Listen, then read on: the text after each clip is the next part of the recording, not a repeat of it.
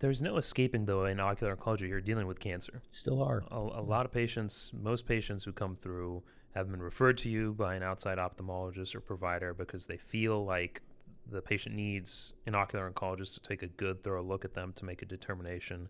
Is this cancer, or is this something benign? Is this just something the patient was born with? There's a lot of stress that comes from dealing with cancer patients.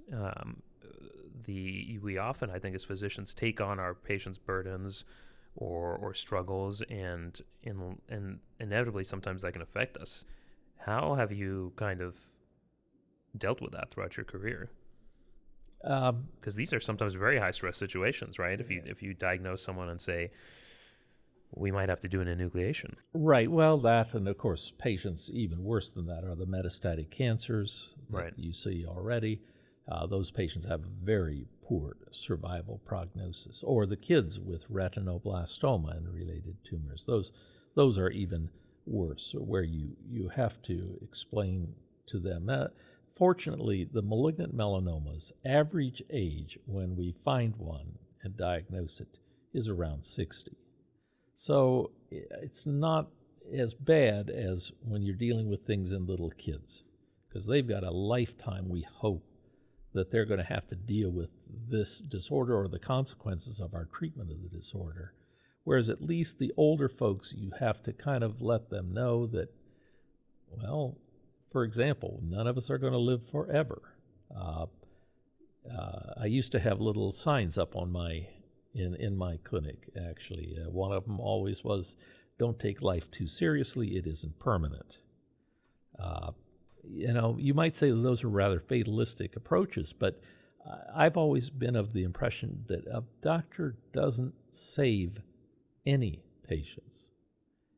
He or she may influence when and how they die, but he or she doesn't influence whether they will. Right. And to me, that was the important thing, to help people through what they have now. So was I one of the greatest surgeons of all time? No, by all means I wasn't. Was I, more skilled in doing certain things than others? I don't think so. I think others could have done them equally well. What I was better at, though, was preparing my patients for what to expect. So over my career, probably some of the most meaningful experiences I've had is when either a patient who is now dying of cancer comes back to me and says, wow, I really appreciate all you've done for me. And I'm sitting here thinking, what did I do? Obviously, I didn't cure your cancer. But they come back and would say that. Or the families, after they had died, would call me up and give me that sort of feedback. You really helped us. Mom always liked to come and see you because she always had a positive feeling once she left. So that's what I did. I mean, I was more of a counselor than I was a miracle worker as far as taking care of these things. I did what I could. That's interesting to hear. I was actually, when I started residency, I was actually quite interested in ocular oncology. I spent a month during my intern year with Dr. Harbour down at Bascom. But I'll never forget, there was a weekend when I was with you and Dr. Correa as a third or fourth year medical student, and there was a planned enucleation at the Children's Hospital on a Saturday morning. And I think the night prior to the planned surgery, the child developed new neurological issues.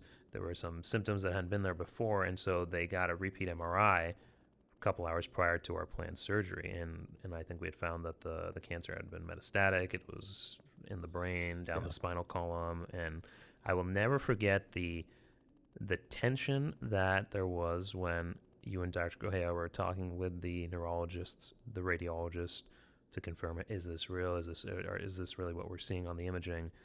And then making that decision that we're going to have to alter our clinical management, and now we have to walk into that room and tell a mother and father that their child has metastatic cancer that is spread throughout their brain, that's in their spinal column, and we have to talk about, prognosis and how long that child has left to live.